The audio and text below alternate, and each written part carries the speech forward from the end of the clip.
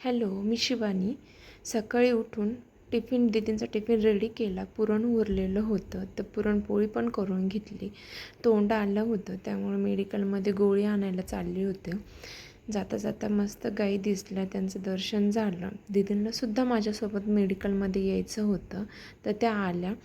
त्यांना घेऊन मेडिकलमध्ये गेले. येता येता किट्टूसाठी चॉकलेट आणि कॅडबरी घेऊन आले.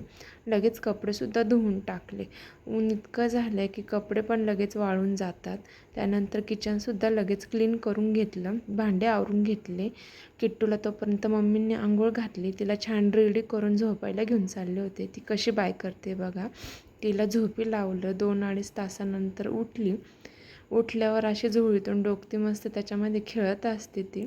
खेळून झालं का मग वरती गेलो, चहा वगैरे घेतला, झाडून वगैरे घेतलं, कपड्यांच्या घड्या घातल्या.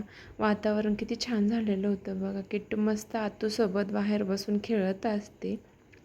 त्यानंतर मी दिवाबत्ती करून घेतली. दिवाबत्ती केल्यावर खूप छान वाटतं, फ्रेश वाटतं. स्वयंपाकाची तयारी केली. स्वयंपाक वगैरे झाला, जेवण वगैरे केलं. किट्टूला चक्कर मारायला घेऊन गेले. कसा वाटला माझा मिनी ब्लॉग नक्की सांगा आणि कमेंट करा.